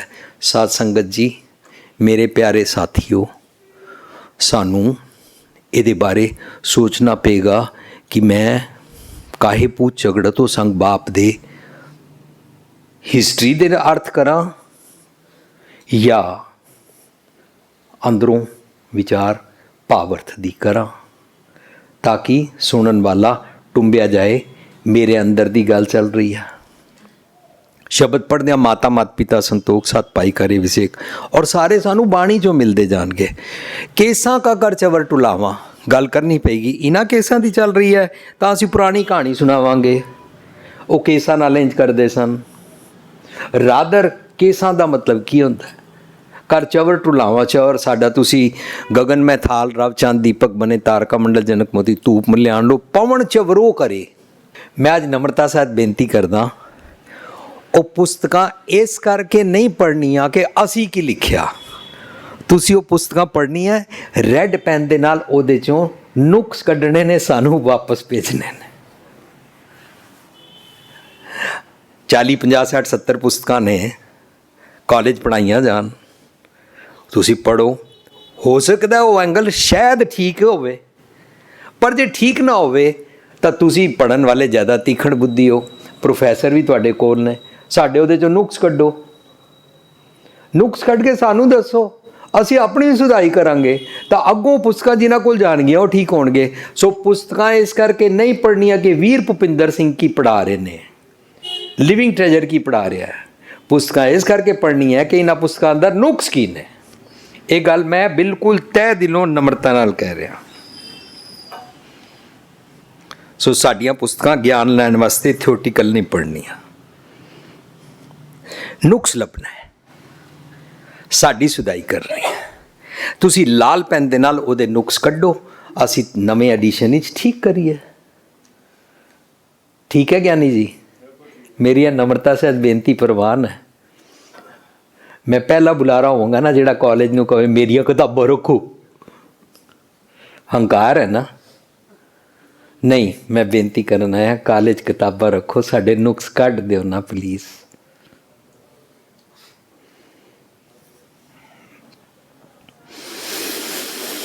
ਚਰਨ ਧੂੜ ਬਿਆਨ ਕਰਾਂਗੇ। ਮਾਗ ਮਜਨ ਸੰਗ ਸਾਧੂਆਂ ਧੂੜੀ ਕਰ ਇਸ਼ਨਾਨ, ਸੰਗਤਾਂ ਨਾਲ ਸਾਂਝ ਕਰਨੀ ਪਏਗੀ। ਕਿਹੜੀ ਧੂੜੀ ਦਾ ਇਸ਼ਨਾਨ ਕਰੀਏ? ਜੇ ਇਸ਼ਨਾਨ ਦਾ ਮਤਲਬ ਨਹਾਉਣਾ ਹੁੰਦਾ ਹੈ, ਜੇ ਇਸ਼ਨਾਨ ਦਾ ਮਤਲਬ ਪਾਣੀ ਨਾਲ ਧੋਣਾ ਹੁੰਦਾ ਹੈ, ਤੇ ਧੂੜੀ ਕਰ ਇਸ਼ਨਾਨ ਦਾ ਮਤਲਬ ਹੈ ਧੂੜੀ ਨਾਲ ਨਹਾਉਣਾ ਹੁੰਦਾ ਹੈ। ਤੇ ਫਿਰ ਸਭ ਜਗ੍ਹਾ ਡਰਮ ਭਰ ਕੇ ਰੱਖਣੇ ਚਾਹੀਦੇ ਨੇ, ਜਿਨ੍ਹਾਂ ਧੂੜੀ ਭਰੀ ਹੋਵੇ ਸੰਗਤਾਂ ਬਾਹਰੋਂ ਆਉਣ, ਇਹ ਡੱਬਾ ਭਰ ਕੇ ਧੂੜੀ ਉੱਤਰੋਂ ਪਾ ਲੈਣ। ਮਾਗ ਮਜਨ ਸੰਗ ਸਾਧੂਆਂ ਧੂੜੀ ਕਰ ਇਸ਼ਨਾਨ, ਸੰਗਤਾਂ ਨਾਲ ਭਾਵ ਅਰਥ ਸਾਂਝ ਕਰੋਗੇ ਨਾ।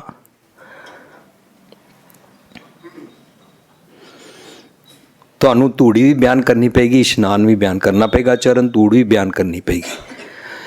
ਜਦੋਂ ਅਸੀਂ ਪੂਰਬਲੇ ਕਰਮ ਦੀ ਗੱਲ ਕਰਦੇ ਹਾਂ, ਪੂਰਬ ਕਰਮ ਅੰਕੁਰ ਜਬ ਪ੍ਰਗਟੇ ਸਿੱਧਾ ਪਿਛਲਾ ਜਨਮ, ਇਹ ਅਰਥ ਅਸੀਂ ਕਰ ਦਿੰਦੇ ਹਾਂ। ਸਾਨੂੰ ਬਿਆਨ ਕਰਨਾ ਪਵੇਗਾ। ਮੈਂ ਆਰਡਰ ਨਹੀਂ ਕਰ ਰਿਹਾ, ਮੈਂ ਭਾਵ ਅਰਥ ਦਾ ਗੋਲ ਅਚੀਵ ਕਰਨ ਵਾਸਤੇ ਤੁਹਾਡੇ ਨਾਲ ਸਾਂਝ ਕਰ ਰਿਹਾ ਕਿ ਜੇ ਅਸੀਂ ਕਹੀਏ ਪੂਰਬ ਕਰਮ ਦਾ ਮਤਲਬ ਹੁੰਦਾ ਹੁਣ ਮੇਰੇ ਜੰਮਣ ਤੋਂ ਲੈ ਕੇ ਹੁਣ ਦੇ ਇਸ ਆਖਰੀ ਸੈਕਿੰਡ ਤੱਕ ਜੋ ਕੁਝ ਮੈਂ ਸੋਚਦਾ ਹਾਂ, ਉਹਨੂੰ ਕਹਿੰਦੇ ਨੇ ਦਿਨ ਰਾਤ ਕਮਾਇੜੋ ਸੁਆਇਓ ਮਤ ਹੈ। ਇਹਨੂੰ ਕਹਿੰਦੇ ਨੇ ਪੂਰਬ ਕਮਾਇਆ ਸੁਆਗਿਆ ਆਇਆ। ਜੋ ਮੈਂ ਦਿਨ ਰਾਤ ਸੋਚਦਾ ਸੀ ਉਹ ਸਾਹਮਣੇ ਆ ਗਿਆ। ਮੈਂ ਦਿਨ ਰਾਤ ਨਫ਼ਰਤ ਕਰਦਾ ਸੀ ਕਿਸੇ ਨਾਲ, ਉਹ ਨਿੰਦਕ ਬਣ ਕੇ ਨਿਕਲ ਆਈ। ਮੈਂ ਦਿਨ ਰਾਤ ਸ਼ਰਾਬੀਆਂ ਨੂੰ ਐਕਸੈਪਟ ਕਰਦਾ ਸੀ, ਅੱਜ ਮੈਂ ਸ਼ਰਾਬ ਪੀਣੀ ਸ਼ੁਰੂ ਕਰ ਦਿੱਤੀ। ਇੰਜ ਚੱਲਦਾ ਹੈ ਨਾ। ਸੋ ਸਾਨੂੰ ਇਹ ਤੈ ਨਰ ਕਿਆ ਪੁਰਾਣ ਸੁਣ ਕੀਨਾ, ਇਹ ਪੰਕਤੀ ਮੈਂ ਜਾਣ ਕੇ ਲਿਖੀ ਹੈ। ਤੈ ਨਰ ਕਿਆ ਪੁਰਾਣ ਸੁਣ ਕੀਨਾ, ਅਨ ਪਾਵਨੀ ਭਗਤ ਨਹੀਂ ਉਪਜੀ ਭੂਖੇ ਦਾਨ ਨਾ ਦੀਨਾ। ਇਸ ਭਗਤੀ ਅੰਦਰ ਭੂਖਾ ਕੌਣ ਹੈ ਬਿਆਨ ਕਰਨਾ ਪਏਗਾ। ਮੇਰਾ ਮਨ, ਅਸੀਂ ਇਹ ਬਿਆਨ ਨਹੀਂ ਕਰਦੇ। ਇਹਦੇ ਅੰਦਰ ਜਿਹੜੀ ਗੱਲ ਸਮਝਾਈ ਹੈ, ਅੱਛਾ ਮਨ ਤੇ ਚਲੋ ਮੰਨ ਲਿਆ ਜੀ ਕਿ ਮੇਰੇ ਮਨ ਬਾਰੇ ਗੱਲ ਚੱਲ ਰਹੀ ਹੈ, ਤੈ ਨਰ ਮੇਰੇ ਮਨ ਨੂੰ ਕਹਿ ਰਹੇ ਨੇ, ਇਹ ਨਹੀਂ ਤੇ ਮੰਨ ਲਈ, ਪਰ ਉਹਨੇ ਆਪਣੇ ਤੇ ਅਪਲਾਈ ਕਰਨਾ ਨਹੀਂ ਆਇਆ। ਅਪਲਾਈ ਕਰਨ ਵਾਸਤੇ ਫੋਕਸ ਹੋਏਗਾ, ਪਿਵਟਲ ਪੁਆਇੰਟ ਹੋਏਗਾ ਅਨ ਪਾਵਨੀ ਭਗਤ ਨਹੀਂ ਉਪਜੀ।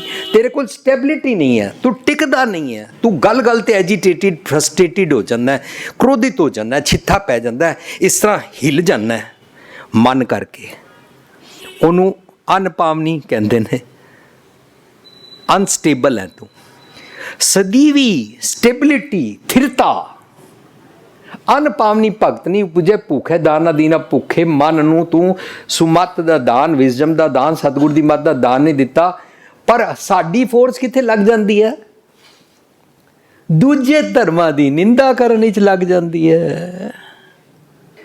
ਸੋ ਤੈ ਨਰ ਕਿਆ ਪੁਰਾਣ ਸੁਣ ਕੀਨਾ, ਸਾਡੀ ਮਿਹਨਤ ਲੱਗ ਜਾਂਦੀ ਹੈ ਦੂਸਰੇ ਮਜ਼ਹਬਾਂ ਦੇ ਗ੍ਰੰਥਾਂ ਨੂੰ ਕਿਸੇ ਤਰੀਕੇ ਦੇ ਨਾਲ ਨੀਵਾਂ ਪਾਣਾ, ਕ੍ਰਿਟੀਸਾਈਜ਼ ਕਰਨਾ, ਕੰਡੈਮ ਕਰਨਾ, ਇਸ ਪਾਸੇ ਮਿਹਨਤ ਲੱਗ ਜਾਂਦੀ ਹੈ। ਸੰਗਤ ਆਪਣਾ ਰਿਲੇਟ ਹੀ ਨਹੀਂ ਕਰ ਪਾਉਂਦੀ ਹੈ, ਬਲਕਿ ਸੰਗਤ ਇਹ ਸੋਚਣ ਲੱਗ ਪੈਂਦੀ ਉਹਨਾਂ ਦੇ ਗ੍ਰੰਥਾਂ ਨੂੰ ਕਿਉਂ ਨਿੰਦਿਆ। ਸੰਗਤ ਨੂੰ ਅਨਪਾਵਨੀ ਵਾਲਾ ਗੋਲ ਭੁੱਲ ਗਿਆ। ਸੰਗਤ ਨੂੰ ਮੇਰੇ ਮਨ ਨੂੰ ਤੈ ਨਰ ਕਹਿ ਰਹੇ ਨੇ ਭੁੱਲ ਗਿਆ। ਸੰਗਤ ਨੂੰ ਇਹ ਸਮਝ ਹੀ ਨਹੀਂ ਆਇਆ ਕਿ ਭੁੱਖੇ ਦਾਨ ਕਿਹਨੂੰ, ਕਿਹੜੇ ਭੁੱਖੇ ਨੂੰ। ਸੰਗਤ ਨੇ ਸੋਚਿਆ ਬਾਹਰ 4 ਭੁੱਖੇ बैठे हैं, उनको रोटी देनी चाहिए बस। ਸੋ ਜਦੋਂ ਅਸੀਂ ਭਾਵ ਅਰਥ 'ਚ ਜਾਵਾਂਗੇ ਨਾ ਤਾਂ ਔਂਕੜ ਦੁਲੈਂਕੜ ਬਿਹਾਰੀ ਸਿਹਾਰੀ ਤੋਂ ਇਲਾਵਾ ਨਾ ਪੁਰਾਣ ਦੇ ਅਰਥ ਵੀ ਕਰਾਂਗੇ। ਕੋਈ ਵੀ ਧਾਰਮਿਕ ਗ੍ਰੰਥ ਪੜ੍ਹ ਕੇ,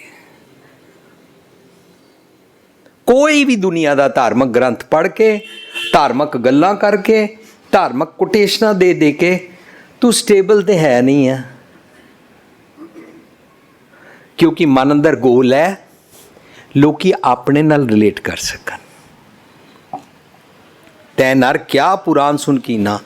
ਅੱਜ ਮੈਂ ਤੁਹਾਡੇ ਨਾਲ ਸਾਂਝ ਕਰਾਂ ਤਾਂ ਉਹ ਦੁਖਵੰਜਨੀ ਸਾਹਿਬ ਪੜ੍ਹ ਲਿਆ ਤਾਂ ਕੀ ਕਰ ਲਿਆ। ਤੈ ਨਰ ਕਿਆ ਪੁਰਾਣ ਸੁਣ ਕੀ ਨਾ। ਸਾਨੂੰ ਇਹ ਘੋਟ ਕੇ ਇਸ ਐਂਗਲ ਤੱਕ ਲਿਆਉਣਾ ਪਏਗਾ। ਸਟੈਬਿਲਿਟੀ,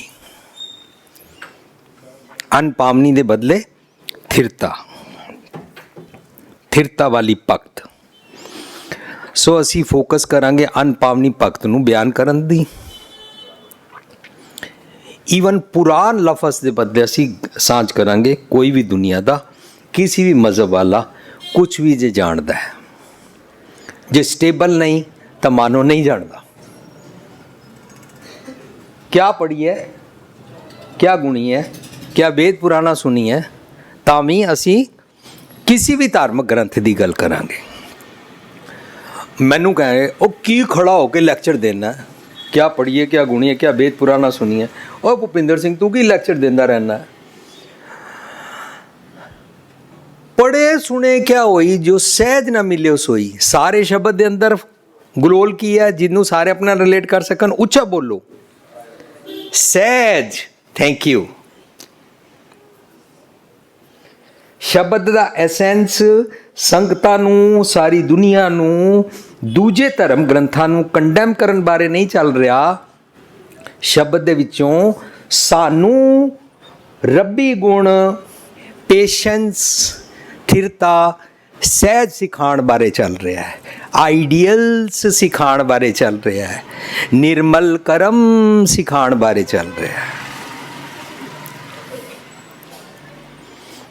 ਅਸੀਂ ਭਗਤ ਬਿਆਨ ਕਰਾਂਗੇ ਕਿ ਭਗਤ ਕਿਹਨੂੰ ਕਹਿੰਦੇ ਨੇ। ਇਹਦੀ ਵਿਚਾਰ ਸਾਂਝ ਕਰਾਂਗੇ ਕਿ ਰੱਬੀ ਗੁਣ ਲੈ ਕੇ ਮਨ ਜਦੋਂ ਦੂਸਰੇ ਅੰਗਾਂ ਨੂੰ ਵੰਡਦਾ ਹੈ ਤਾਂ ਉਸ ਅਵਸਥਾ ਨੂੰ ਭਗਤ ਕਹਿੰਦੇ ਨੇ। ਕਿਰਤ ਕਰੋ, ਨਾਮ ਜਪੋ, ਵੰਡ ਛਕੋ। ਅਸੀਂ ਗੁਰਮਤ ਦੇ ਪਰਿਪੇਖ ਹੇਠਾਂ ਬਿਆਨ ਕਰਾਂਗੇ। ਵਰਨਾ ਦੁਨੀਆ ਸਾਰੀ ਕਹੀ ਜਾ ਰਹੀ ਹੈ ਕੰਮ ਕਾਜ ਕਰਨਾ ਚਾਹੀਦਾ ਹੈ, ਪੈਸੇ ਕਮਾਣੇ ਚਾਹੀਦੇ ਨੇ, ਇਹਦਾ ਨਾਂ ਕਿਰਤ ਰੱਖਿਆ ਹੋਇਆ ਹੈ। ਲਫ਼ਜ਼ੀ ਕੋਈ ਰਿਟਰਨ ਕਰਨਾ ਚਾਹੀਦਾ, ਇਹਦਾ ਨਾਮ ਜਪ ਰੱਖਿਆ ਹੋਇਆ ਹੈ। ਤੇ ਲੰਗਰ ਪਕਾ ਕੇ ਦੁਨੀਆ ਨੂੰ ਵੰਡ ਦੇਣਾ ਚਾਹੀਦਾ, ਇਹਦਾ ਨਾਂ ਵੰਡ ਛਕੋ ਰੱਖਿਆ ਹੋਇਆ। ਇਹ ਜੀ ਗੁਰਮਤ ਦੇ 3 ਸੁਨਹਿਰੀ ਅਸੂਲ ਨੇ। ਸਾਨੂੰ ਬਿਆਨ ਕਰਨਾ ਪਏਗਾ, ਇਹ ਸ਼ਰੀਰਾ ਮੇਰਾ ਇਸ ਜਗ में आए के क्या तुद ਕਰਮ ਕਮਾਇਆ। ਜੈਸਾ ਕਰਮ ਅਸੀਂ ਕਮਾਉਂਦੇ ਹਾਂ, ਜੈਸੀ ਕਿਰਤ ਅਸੀਂ ਕਮਾਉਂਦੇ ਹਾਂ, ਵੈਸਾ ਸਾਡਾ ਥਾਟ ਪ੍ਰੋਸੈਸ, ਵੈਸਾ ਸਾਡਾ ਜਗ, ਵੈਸਾ ਸੰਸਾਰ। ਸੋ ਸਾਨੂੰ ਗੁਰਮਤਿ ਕੀ ਸਿਖਾਇਆ? ਕਿਰਤ ਵਿਰਤ ਕਰ ਧਰਮ ਦੀ। ਮੈਨੂੰ ਧਰਮੀ ਜੀਵਨ ਦੀ ਸੋਚ ਕਮਾ ਕੇ ਧਰਮੀ ਗੁਣਾਂ ਨੂੰ ਜੀਣਾ ਹੈ, ਇਹਨੂੰ ਕਿਰਤ ਕਹਿੰਦੇ ਨੇ। ਕਿਰਤ ਕਰਕੇ ਧਨ ਕਮਾਈਦਾ, ਕਿਰਤ ਕਰਕੇ ਸੌਕੜ ਪੈਸੇ ਕਮਾਈਦਾ। ਮੈਂ ਧਰਮੀ ਕਿਰਤ ਕਰਕੇ ਰੱਬੀ ਗੁਣਾਂ ਦਾ ਖਜ਼ਾਨਾ ਪ੍ਰਾਪਤ ਕਰਨਾ ਹੈ। ਨਾਮ ਜਪੋ। ਮੈਂ ਹਰ ਵੇਲੇ ਉਹਨਾਂ ਗੁਣਾਂ ਦੇ ਨਾਲ ਜੁੜੇ ਰਹਿਣਾ ਜਿਨ੍ਹਾਂ ਨਾਲ ਵਿਸਰੇ ਨਾਮ ਸੇ ਕਿਨੇ ਆ ਭੇਦ ਨਾ ਜਾਣੋ ਮੂਲ ਸਾਈਂ ਜਿਆ, ਉਹਨੂੰ ਸਿੱਖਣਾ ਹੈ। ਤਾਂ ਫਿਰ ਸਾਨੂੰ ਨਾਮ ਜਪੋ ਬਿਆਨ ਕਰਨਾ ਪਏਗਾ। ਜਿਸ ਤਰ੍ਹਾਂ ਕੱਲ ਮੈਂ ਸਾਂਝ ਕਰ ਰਿਹਾ ਸੀ, ਪਤਿਤ ਪਾਵਨ ਪ੍ਰਭ ਨਾਮ ਤੁਮਾਰੇ। ਤੁਹਾਡੀ ਦਿੱਤੀ ਹੋਈ ਸੁਮਤ ਜਿਹੜੀ ਹੈ ਨਾ, ਉਹ ਮੈਨੂੰ ਪਤਿਤ ਤੋਂ ਪਾਵਨ ਕਰਦੀ ਹੈ। ਜੋ ਸੁਮਤ ਹੈ ਨਾ, ਉਹ ਤੁਹਾਡਾ ਨਾਮ ਹੈ। ਮੈਂ ਪਤਿਤ ਕਿੱਥੋਂ ਆ? ਸ਼ਬਦ ਵਿੱਚ ਕਿਹਾ ਲੋਭ, ਮੋਹ, ਮਗਨ, ਅਪਰਾਧੀ, ਕਰਨ ਹਾਰ ਕੀ ਸੇਵਨਾ ਸਾਦੀ। ਇਹ ਮੇਰਾ ਪਤਿਤ ਗੁਣ ਹੈ। ਸਾਨੂੰ ਸੰਗਤ ਆਪਣੇ ਨਾਲ ਰਿਲੇਟ ਕਰ ਸਕੇ, ਉਹ ਪਤਿਤ ਪੁਣਾ ਸਮਝਾਉਣਾ ਪਏਗਾ, ਸਾਂਝ ਕਰਨੀ ਪਏਗੀ। ਅਸੀਂ ਸੋਚ ਰਹੇ ਪਤਿਤ ਪੁਣਾ ਸਿਰਫ ਰੋਮਾ ਦੀ ਬੇਦਬੀ ਹੈ। ਅਸੀਂ ਸੋਚ ਰਹੇ ਪਤਿਤ ਪੁਣਾ ਸਿਰਫ ਸ਼ਰਾਬ ਹੈ। ਜਿਨ੍ਹਾਂ ਨੇ ਰੋਮਾਂ ਦੀ ਬੇਦਬੀ ਨਹੀਂ ਕੀਤੀ, ਸ਼ਰਾਬ ਨਹੀਂ ਪੀਤੀ, ਉਹ ਸ਼ਬਦ ਨੂੰ ਆਪਣੇ ਨਾਲ ਰਿਲੇਟ ਹੀ ਨਹੀਂ ਕਰ ਪਾਉਂਦੇ ਨੇ। ਪਰ ਅਸੀਂ ਸਾਰੇ, ਭਾਵੇਂ ਅਸੀਂ ਰੋਮਾਂ ਦੀ ਬੇਦਬੀ ਨਹੀਂ ਕੀਤੀ ਹੋਈ, ਅਸੀਂ ਫਿਰ ਵੀ ਪਤਿਤ ਕਿਸ ਤਰ੍ਹਾਂ, ਆਤਮ ਕੀ ਰਹਿਤ ਨਹੀਂ ਪਤਾ। ਆਤਮ ਕੀ ਰਹਿਤ ਨਾ ਪਤਾ ਹੋਣ ਦੇ ਕਾਰਨ ਸਾਨੂੰ ਪਤਾ ਹੀ ਨਹੀਂ ਲੱਗ ਰਿਹਾ ਕਿ ਮੈਂ ਦਿਨ ਰਾਤ ਕਿਹੜਾ ਪਤਿਤ ਪੁਣਾ ਕਰਦਾ। ਉਸ ਸ਼ਬਦ ਦੇ ਅੰਦਰ ਪੂਰੀ ਲਿਸਟ ਹੈ, ਲੋਭ ਮੋਹ ਮਗਨ ਅਪਰਾਧੀ ਕਰਨਹਾਰ ਕੀ ਸੇਵਨਾ ਸਾਦੀ। ਇਸ ਪਾਸੋਂ ਮੈਂ ਨਿਰਗੁਣਿਆ ਰਵਾਂ, ਇਸ ਪਾਸੋਂ ਮੈਂ ਪਤਿਤ ਹਾਂ। ਤੁਸੀਂ ਮੈਨੂੰ ਪਤਿਤ ਤੋਂ ਪਾਵਨ ਕਰਨ ਦੀ ਸੁਮਤ ਬਖਸ਼ੋ। ਇਹ ਵਾਲੇ ਅਵਗੁਣ ਮੇਰੇ ਤੋਂ ਛੁੱਟ ਜਾਣ, ਇਸ ਕਰਕੇ ਮੈਂ ਰਾਖ ਲਿਓ ਮੈਂ ਨਿਰਗੁਣਿਆਰੇ, ਮੈਂ ਤੁਹਾਡੇ ਕੋਲ ਆਇਆ, ਮੈਨੂੰ ਸੁਮਤ ਬਖਸ਼ੋ। ਜਿਹੜੀ ਸੁਮਤ ਬਖਸ਼ੋਗੇ ਉਹ ਤੁਹਾਡਾ ਨਾਮ ਹੈ। ਪਤਿਤ ਪਾਵਨ ਪ੍ਰਭ ਨਾਮ ਤੁਮਾਰੇ। ਇਹਦਾ ਮਤਲਬ ਪਾਵਨ ਹੋਣ ਦਾ ਢੰਗ ਵੀ ਪਤਾ ਲੱਗ ਜਾਏਗਾ। ਸੋਚਣਾ ਹੋਈ ਜੇ ਸੋਚੀ ਲਖਵਾਰ, ਅੰਦਰ ਹੋਣ ਦਾ, ਸੁੱਚੇ ਹੋਣ ਦਾ ਮਕਸਦ ਪਤਾ ਲੱਗ ਜਾਏਗਾ।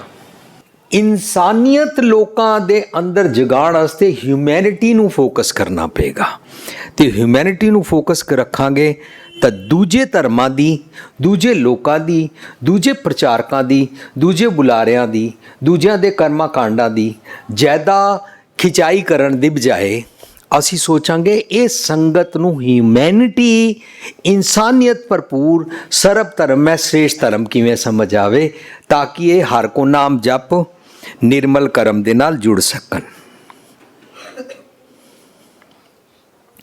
ਤਾਂ ਸਭ ਤੋਂ ਪਹਿਲਾਂ ਤੇ ਮੈਨੂੰ ਆਪਣੇ ਤੇ ਟੁਕਾ ਕੇ ਵਿਚਾਰ ਕਰਨੀ ਪਏਗੀ, ਉਹ ਸਮਝਣਾ ਪਏਗਾ। ਸੋ ਅਸੀਂ ਫਿਰ ਪਹਿਲਾ, ਦੂਜਾ, ਤੀਜਾ, ਚੌਥਾ, ਪੰਜਵਾਂ ਜਿਹੜਾ ਲੈਵਲ ਮੈਂ ਤੁਹਾਨੂੰ ਸਾਂਝ ਕੀਤਾ ਉਸ ਤੋਂ ਉੱਪਰ ਉੱਠਣਾ ਪਏਗਾ। ਅੱਜ ਕਈ ਲੋਕਾਂ ਨੂੰ ਮੇਰੇ ਨਾਲ ਇਸ ਕਰਕੇ ਐਲਰਜੀ ਹੈ, ਇਸ ਗੁਰਦੁਆਰੇ ਨਹੀਂ ਬੋਲਣ ਦਿਆਂਗੇ ਦਾੜੀ ਬੰਨੀ ਹੋਈ ਹੈ, ਇਸ ਗੁਰਦੁਆਰੇ ਨਹੀਂ ਬੋਲਣ ਦੇਂਗੇ ਲਾਲ ਪੱਗ ਬੰਨ੍ਹਦਾ ਹੈ, ਇਸ ਗੁਰਦੁਆਰੇ ਨਹੀਂ ਬੋਲਣ ਦਿਆਂਗੇ ਕੋਟ ਪੈਂਟ ਪਾਇਆ ਹੋਇਆ, ਇਸ ਗੁਰਦੁਆਰੇ ਨਹੀਂ ਬੰਨਣ ਦਿਆਂਗੇ ਦਾੜੀ ਬੱਜੀ ਹੋਈ ਹੈ, ਟਾਈ ਕਿਉਂ ਬੰਨਦਾ ਹੈ। ਕਈ ਕਹਿੰਦੇ ਨੇ ਹਮਕੋ ਤੁਮਕੋ ਇੰਗਲਿਸ਼ ਹਿੰਦੀ ਕਿਉਂ ਬੋਲਦਾ ਹੈ। ਪਰ ਕਈ ਇਹ ਵੀ ਕਹਿੰਦੇ ਨੇ ਇਸ ਥਾਂ ਅੰਦਰ ਨਹੀਂ ਵੜਨ ਦਿਆਂਗੇ, ਇਹਦੇ ਗ੍ਰਾਮਰ ਅਨੁਸਾਰ ਅਰਥ ਗਲਤ ਨੇ।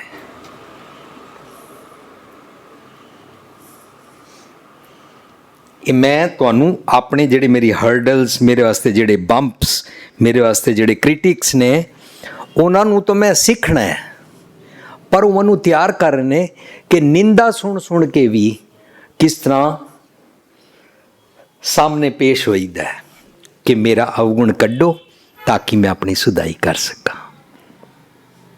ਮੈਂ ਤੁਸੀਂ ਕਿੱਥੇ ਗਲਤ ਕਰੋਗੇ ਮੈਂ ਤੁਹਾਨੂੰ ਨਹੀਂ ਰੋਕਾਂਗਾ, ਕਿਉਂਕਿ ਮੈਨੂੰ ਸਮਝ ਆਇਆ ਹਰ ਕਿਸੇ ਨੂੰ ਬੋਲਣ ਦਾ ਹੱਕ ਹੈ। ਮੈਂ ਤੁਹਾਨੂੰ ਪੂਰੀ ਆਜ਼ਾਦੀ ਦਿਆਂਗਾ। ਤੁਸੀਂ ਮੈਨੂੰ ਨਹੀਂ ਦਿੰਦੇ ਤਾਂ ਤੁਸੀਂ ਧਰਮ ਦੇ ਠੇਕੇਦਾਰ ਬਣ ਜਾਓ, ਹੈ ਨਾ ਜੀ। ਮੈਨੂੰ ਕੋਈ ਜ਼ਿੱਦ ਨਹੀਂ ਹੈ ਕਿ ਮੈਨੂੰ ਟਾਈਮ ਦਿਓ।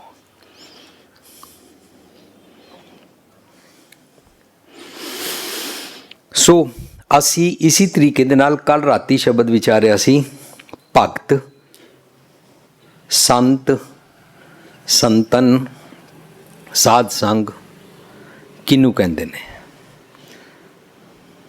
ਸੰਤ ਜਨਾਂ ਕਾ ਛੋਹਰਾ ਕਿਹਨੂੰ ਕਹਿੰਦੇ ਨੇ। ਸੋ ਜਦੋਂ ਅਸੀਂ ਬਾਣੀ ਪੜਾਂਗੇ, ਬਾਣੀ ਅੰਦਰ ਰੱਬ ਜੀ ਨੂੰ ਸੰਤ ਗਿਆ, ਜਿਨ੍ਹਾਂ ਨਾ ਵਿਸਰੈ ਨਾਮ ਸੇ ਕਿਨੇਹਾ, ਭੇਦ ਨਾ ਜਾਣੋ ਮੂਲ ਸਾਈਂ ਜਿਆ।